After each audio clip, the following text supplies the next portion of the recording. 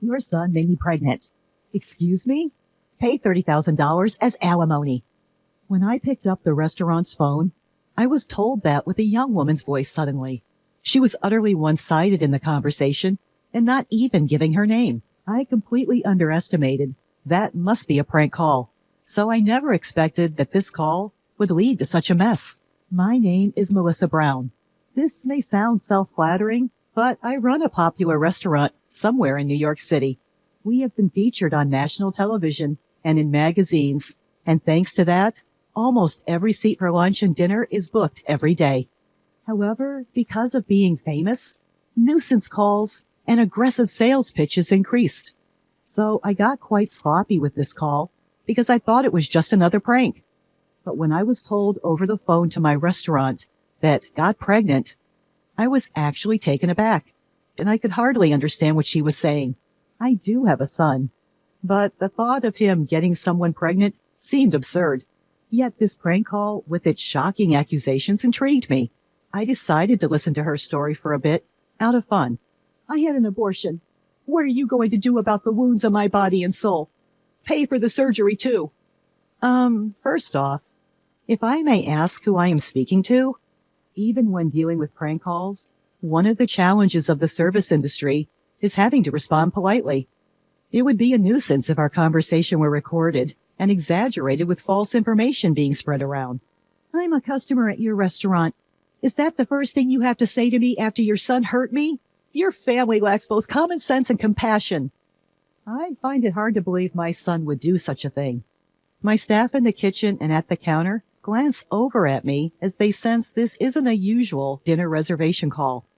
I smiled and waved at them to make them feel safe and assuring them that everything is all right. Your son assaulted me on a dark street. And you recognized him in the dark? Of course. But are you sure it was my son? Don't play dumb. I'm absolutely certain. It was your son who lives with you. I've been so scared since then. I even can't go out alone. What are you going to do about this? She started detailing how the assault had happened. I think you might be mistaking my son for someone else. But this seems like a serious matter. Can we meet in person to discuss it? Most people who make prank calls like these tend to shy away from meeting face to face. So suggesting a meeting is a good way to get them to back down. In the beginning, I was merely entertaining her call out of fun. But as it seemed to be dragging on, I proposed the meeting to end the call soon. You saying, meet with the criminal's parent? How dare you suggest that kind of thing to a victim? But I'd like to verify your story in person. Are you saying I'm lying? That's not what I mean. To be honest, I wanted to say, you're lying, aren't you? But I held back. Then she started berating me and saying, I can't believe a person like you is a business owner. Why don't we meet and talk about this anyway?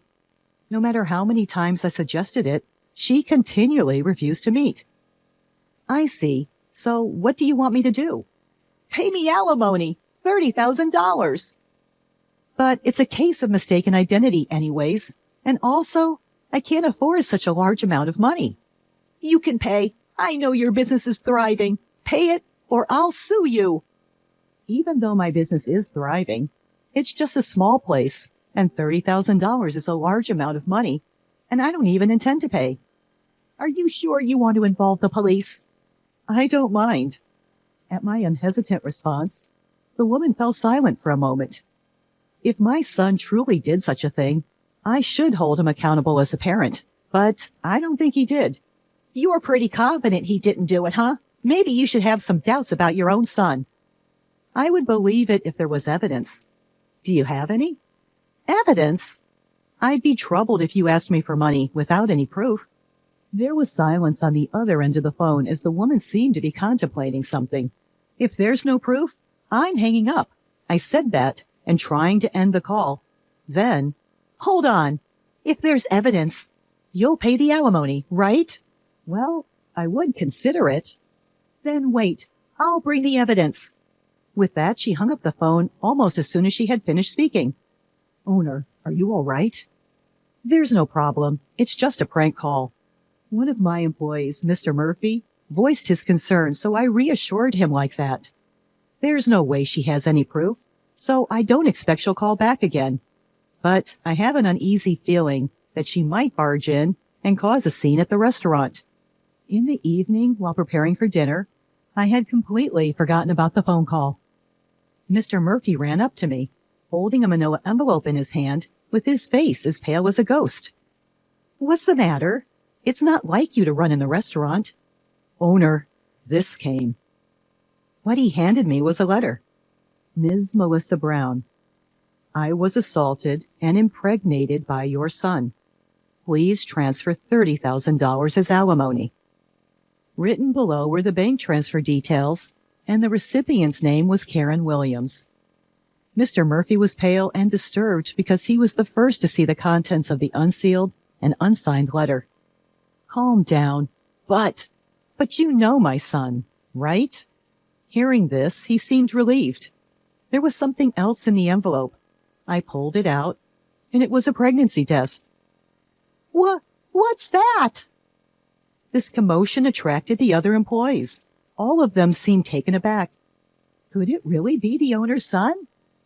Some employees gave me a contemptuous look, but they were quickly convinced when I explained. I put away the things that had been sent on my desk and returned to my usual work. A few days passed without transferring any money, but during this time, there was an unsettling incident. "Owner, this came again." Mr. Murphy came with the manila envelope in his hand and looking fed up. "I see. Check the contents and put it away in the usual place. Recently, these harassing letters have been dropped in the restaurant's mailbox many times a day. Are you planning to run? Pay up. The owner is a parent of a criminal. Her son got a college girl pregnant and didn't even apologize. The owner of this restaurant is a heartless and cruel woman with no sincerity. Irresponsible, overprotective, toxic parent. It's your fault your son became like that. Take responsibility. I'll make sure no customers come to this restaurant. It's for the good of the world, for the good of the people. I wonder what would make customers stop coming to a restaurant. Like those restaurants where they put that greasy, black, and disgusting thing in the food. I wouldn't go there again, that's for sure." The content escalates progressively, and the last part is practically a threat. Thankfully, no claims have been made that anything is actually in our food. But the constant anxiety that we might be set up is exhausting. Amid all this, something caught my attention. Well, again, a vacant seat increased at lunch. The number of customers was just gradually decreasing. Yes, it's unusual. Today, we even had 2 tables empty. My thoughts went out to the poor ingredients waiting to be prepared in the kitchen. "Owner!" I looked up at Mr. Murphy's call to see him heading my way with his laptop. "Look at this review site." On the laptop screen, the latest reviews were filled with harsh, slanderous comments. Bad customer service. They don't listen to the customers, especially the owner, who seems to be getting full of herself after appearing on TV and in magazines. The food is getting worse. The soup taste was way more plain than the last time I visited. I saw an employee drop a piece of meat before grilling and sneak it back. Every single day, poor reviews were posted, causing our star rating to plummet. I realized that I was shaking with anger. It's unacceptable. Why should this restaurant, which we've worked so hard to build with the intention of pleasing our customers, be wounded by such baseless accusations? Are the preparations progressing? An unfamiliarly low and cold voice involuntarily slipped from my mouth. Yes, they're almost completed. Upon hearing Mr. Murphy's response, I couldn't help but smirk.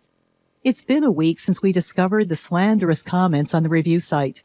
Since then, the number of customers has continued to dwindle. When I stepped out into the dining area, Mr. Anderson, a regular, was sitting at the counter next to a young woman. "Mr. Anderson, thank you, as always." "It's tough for you lately, Melissa." When I greeted him, Mr. Anderson offered me words of consolation. "Well, this job is my lifeline." I smiled and replied. Mr. Anderson shook his head sympathetically then. "You're strong, especially considering your son's predicament, but don't lose hope. I'm on your side, Melissa. We'll support your son as he atones for his actions." "What?" I was taken aback and couldn't understand what he was talking about. Well, I noticed this place is quieter than usual, so I was wondering what happened. Then this young lady here kindly showed me a webpage about this restaurant. With that, he gestured towards the pretty woman in her early 20s sitting next to him. I really feel for you. I love this place, so I thought I'd come here more often to help out in any way I can. Come to think of it, I recalled seeing this girl in the restaurant quite frequently recently. Excuse me, but what's written here is a misunderstanding. The regulars here were wondering why the place has been so empty recently, so I explained it to them. What? I doubted my own ears and trying to make sense of what she was saying. I mean, it isn't sad not to know the truth. Besides, I thought the owner would be happy to know that people like me and Mr. Anderson still come to this place. You've been spreading online rumors, which we're not even sure of, to our patrons? I unintentionally raised my voice, forgetting all about formality. Wow, it's scary. The internet says the owner is a terrible person, and I thought it wasn't true, but it seems you really are like the parent of a man who assaulted women. I suggest that you should apologize if you think you did something wrong. She twisted away from me. Her movements were as if she expected me to punch her, even though I had not raised a hand. Miss, that's not a nice way to talk. Melissa's probably tired from all the things happening. Mr. Anderson defended me, but that wasn't the point. I was about to explain that the fundamental issue was different. Then suddenly her bag fell from the back of her chair. It must have moved while she was twisting and turning. Despite my simmering rage towards her, my service industry instinct kicked in, and I moved to pick up her bag. But then I saw it. Karen Williams? The name written on the student ID card that had fallen out stopped me in my tracks. No worries, I'll pick it up myself. She hurriedly got off her chair to pick up her bag and ID, but I got there first. Hey, give it back! But it wasn't a mistake. That name was the one on that letter with a pregnancy test, which wouldn't even serve as evidence of anything. So it was you. I've been looking for you, Karen Williams. Ah, I must have swapped it with the friends by mistake. I'm not Karen. Your face and the one on the ID are the same. Interesting. So you're a student at Central College? No, I'm telling you, you're mistaken. Beside her, who started being flustered, Mr. Anderson was clearly puzzled and having no idea what was going on. I'm going to sue you.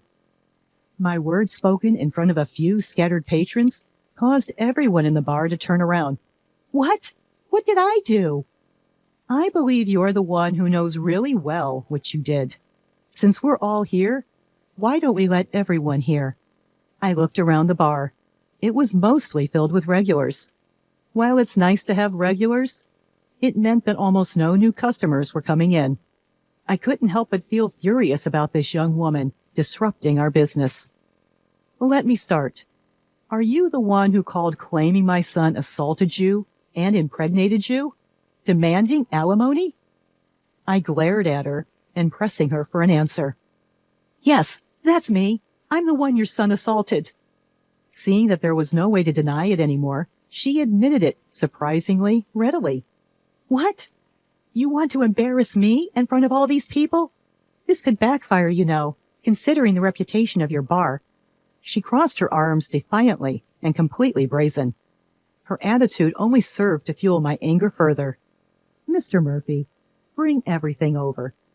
I instructed him to hurry up and bring me a laptop from the store's office, along with a stack of envelopes and documents that could be about 4 inches high.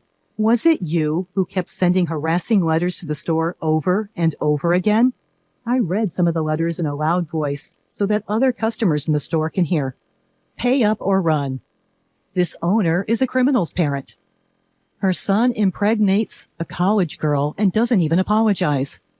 Poor souls being forced to eat food from this woman's restaurant. I'm sure I'm going to make customers not come to the store. It's for the greater good. Some were covering their mouths at the harsh words among the regulars who heard the content. This is completely threatening. There's no evidence that I sent this letter. Maybe some outsider who heard the rumors sent it just for fun. As she was desperately making excuses, I silently opened my laptop and presented her with the screen of another review site. Some of you here may have seen this, the defamation on this review site. You did this too, right? I'm saying, where is the evidence? Are you all right in the head? Evidence, evidence. You seem to love evidence so much, even though the one you presented is such a mess. I showed the first received letter and the pregnancy test to Mr. Anderson, who was nearby. This is the pregnancy test she brought as evidence. What do you think? Isn't this red line just a marker? Even my old eyes can see that. The customers who were listening started to buzz. But this might not prove that I was assaulted, but it doesn't prove that I'm wrong either. No matter what happens, she is insisting and shouting angrily that she is the victim.